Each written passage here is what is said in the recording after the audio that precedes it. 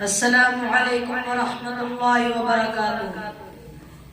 حامدا ومصلیا اما بعد قال اللہ تعالی فی القرآن المجید جاء الحق وزهق الباطل ان الباطل كان زهوقا.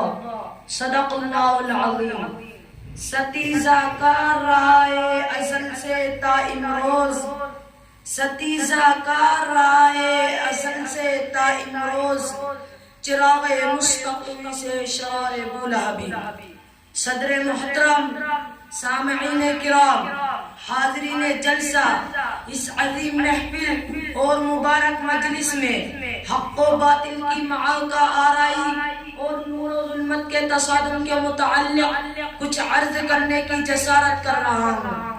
حضرات، ازل سے اب تک یہ دستور چلا آ رہا ہے، جب بھی حق کی طاقت سامنے آتی ہے اور حق کی روشنی پورے عالم کو منور کرنے لگتی ہے تو باطل اپنے آلات سے لیس ہو کر میدان میں آ جاتا ہے. یا یوں کہہ لیجئے کہ جب بھی ضلالت و گمراہی عام ہونے لگتی ہے، ہر طرف صفا کی عیاری غارت گری پھیل جاتی ہے، تو حقیقی طاقت اس ضلالت و گمراہی کا خاتمہ کرنے اور اس ظلم ستم کو جڑ سے اکھاڑ پھینکنے کے لیے میدان میں آ جاتی ہے. پھر حق و باطل طاقتوں میں ٹکر ہوتی ہے. باطل طرح طرح سے کوششیں کرتا ہے کہ حق کی طاقت کو پاش پاش کر دے، لیکن وہ خود ہی پاش پاش ہو جاتا ہے. تاریخ شاہد ہے کہ باطل کی طاقت جب بھی میدان میں آئی تو حق نے ہمیشہ آگے بڑھ کر اس قوت کو ختم کر ڈالا، اور جب بھی کبھی فرعون وقت نے سر ابھارا تو عصائے موسیٰ کی ضرب نے اس کے ٹکڑے ٹکڑے کر دیے. دنیا میں سینکڑوں نہیں بلکہ ہزاروں فتنوں نے جنم لیا. جب بھی کوئی فتنہ ابھرا تبھی کسی شفے شکن قوت نے اس کا قلع قمع کر دیا. تاریخ ہمیں بتاتی ہے، واقعات اس بات کی شہادت دیتے ہیں کہ فتنہ ارتداد کو کچلنے کے لیے سیدنا ابو بکر صدیق رضی اللہ تعالی عنہ، خوارج کو ختم کرنے کے لیے حضرت علی رضی اللہ تعالی عنہ، بنی امیہ کے مظالم کو مٹانے کے لیے حضرت عمر بن عبدالعزیز رحمت اللہ علیہ، اخلاقی انحطاط کی اصلاح کے لیے حسن بصری رحمت اللہ علیہ، فتنہ خلق قرآن کو فروغ دینے کے لیے امام احمد بن حنبل رحمت اللہ علیہ، فتنہ اعتزال کے لیے ابو الحسن اشعری رحمت اللہ علیہ، فلسفہ و یونان کے الحاد کے لیے امام غزالی رحمت اللہ علیہ، مردہ دلوں کی مسیحائی کے لیے شیخ عبد القادر جیلانی رحمت اللہ علیہ، صلیبی لڑائیوں کے لیے نور الدین زنگی، صلاح الدین ایوبی رحمت اللہ علیہ، تاتاری شہنشاہوں کے قلوب کو گرمانے کے لیے جلال الدین رومی رحمت اللہ علیہ، ہندوستان میں اسلامی تحریک چلانے کے لیے خواجہ معین الدین چشتی رحمت اللہ علیہ، شیخ شرف الدین یحییٰ منیری رحمت اللہ علیہ، شاہ ولی اللہ سید احمد شہید رحمت اللہ علیہ، الحاد اکبری کے لیے مجدد الفسانی رحمت اللہ علیہ، برطانوی سامراج کے مقابلے کے لیے مولانا محمد قاسم صاحب نانوتوی رحمت اللہ علیہ، مسیحیت کی بیخ کنی کے لیے مولانا محمد علی منگوری رحمت اللہ علیہ، حافظ رحمت اللہ کرانوی، قادیانیت مرزائیت کی شورش فروغ کرنے کے لیے علامہ انور شاہ کشمیری رحمت اللہ علیہ، عطا اللہ شاہ بخاری رحمت اللہ علیہ. یہ حضرات میدان عمل میں آئے. ان بزرگوں نے اسلام میں نئی قوت و حرکت اور مسلمانوں میں نیا ایمان اور نئی زندگی پیدا کی. یہ افراد ذہنی، علمی، اخلاقی اور روحانی ہر اعتبار سے اپنے زمانے کے ممتاز ترین افراد تھے. طاقتور و دلاویز شخصیتوں کے مالک تھے. جاہلیت و ضلالت کی ہر نئی ظلمت کے لیے ان کے پاس کوئی نہ کوئی ید بیضا ضرور تھا. اسلام نے جس نے بھی رخنہ پیدا کیا اور اسلام کی تعلیمات کے خلاف جس نے بھی آواز اٹھائی اور حق کے مقابل جو بھی نبرد آزما ہوا، آج ان کا حشر دنیا والوں کی نگاہوں سے پوشیدہ نہیں ہے. دیکھیے مسیلمہ کذاب، سجاد، عبید بن میمون، حسن بن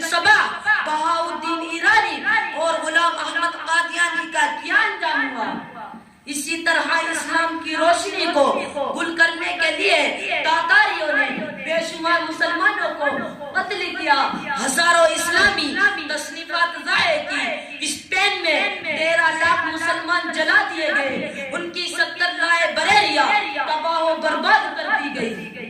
قرآن کے اسلام کے قلب پر ہزاروں حملے ہوئے، ایک طرف باطنیت اور اس کی شاخیں اسلامی روح اور اس کے نظام عقائد کے لیے سخت خطرے کا باعث تھی، دوسری طرف مسلمانوں کو زندگی سے بے دخل کرنے کے لیے صلیبیوں کی یورش اور تاتار کا حملہ کافی تھا۔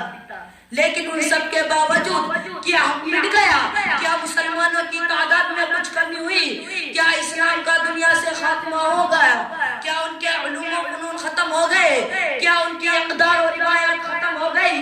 نہیں، بالکل نہیں، بلکہ تاریخ ہمیں بتاتی ہے اسی باطل کی نرغہ میں حق کے حامی کھڑے ہو گئے، انہیں صنم خانوں میں حق و اسلام کے پاسبان مل گئے۔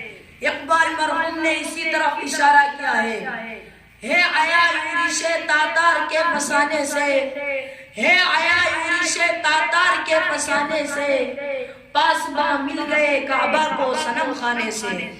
محترم حضرات، مختصر یہ کہ حق و صداقت کو ان موجوں سے ہمیشہ سابقہ پڑا ہے، ان میں بعض موجیں اس قدر بلند ہوئی کہ انہوں نے آسمان کو چھو لیا، لیکن اس کے بعد سمندر کی تہ میں ہمیشہ کے لیے سو گئی۔ کتنی باطل طاقتیں نمودار ہوئی، کیسی کیسی حکومتیں قیادتیں ظاہر ہوئی، دیکھتے ہی دیکھتے ان کی بساط الٹ گئی، ان کا نام لینے والا دنیا میں کوئی باقی نہ رہا۔ البتہ حق اسی طرح روشن ہے، اسلام اسی طرح زندہ ہے، صداقت اسی طرح اپنی کرشمہ سازی میں مصروف ہے، امت بھی وہی ہے اور اس کا پیغام بھی وہی ہے۔ نور خدا ہے کفر کی حرکت پہ خندزن، نور خدا ہے کفر کی حرکت پہ خندزن، بھوکوں سے چراغ بجھایا نہ جائے گا۔ لیکن دوستو، آج مسلمان کی حالت اتنا گفتہ بے ہے، آج پھر وہ در در کی ٹھوکریں کھا رہا ہے، اس کی زندگی بدنصیبی کے دوراہے پر کھڑی ہے، اس کی حالت زار کا تماشا دیکھ رہی ہے، اور اس کا عمل قدم یہ ہے کہ کاسائے بدائی نے اقدار کی چوکٹ پر سر تسلیم خم کیے ہوئے ہیں۔ مگر ہائے افسوس، ہم کو ان سے وفا کی ہے امید، ہم کو ان سے وفا کی ہے امید جو نہیں جانتے وفا کیا ہے۔ اقبال مرحوم نے کہا تھا، میں تجھ کو بتاتا ہوں تقدیر امم کیا ہے، میں تجھ کو بتاتا ہوں تقدیر امم کیا ہے، شمشیر سنا اول طاؤس و رباب آخر۔ محترم دوستو، امت مسلمہ کو اس دنیا کی آغوش میں جینے کا عزم کرنا ہے، عزم ہی نہیں بلکہ اپنی تمام ملی خصوصیات کو حیات نو بخشی ہے۔ ہم فقط زب و حالی و پریشانی ہی نہیں بلکہ دنیا کے سارے خطرات کو دور کرنے کی اہلیت رکھتے ہیں۔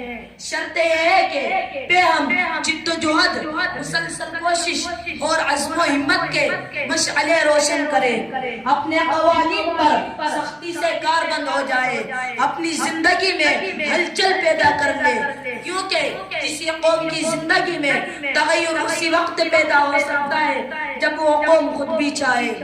ان اللہ لا یغیر ما بقوم حتی یغیروا ما بانفسہم۔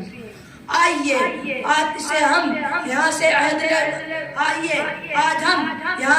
لے کر اٹھے کہ اپنے اندر انقلاب تازہ تر پیدا کریں گے، حق صداقت کی آواز کو بلند کریں گے، ہر چہار دانگ عالم میں اسلام کے جھنڈے لہرا دیں گے، اور جیسا حق چاہتا ہے ویسا تغیر پیدا کریں گے۔ اور یہی دعوت دے کر میں اس شعر کے ساتھ اپنی تقریر کو ختم کرتا ہوں۔ آؤ مل کر انقلاب تازہ تر پیدا کرے، آؤ مل کر انقلاب تازہ تر پیدا کرے، دیر پر اس طرح چھا جائے کہ سب دیکھا کرے۔ وما توفیقی الا باللہ۔ ماشاءاللہ، ہمارے حکم صاحبان حضرت مولانا عاصم صاحب کی جانب سے جملہ طلبہ جو مساہمین ہیں تقریر کے، ان کو 1000 روپے کا انعام دیا گیا ہے۔ اب اگلے مساہم کو دعوت دیتے ہیں، محمد سمیر بھوپال جن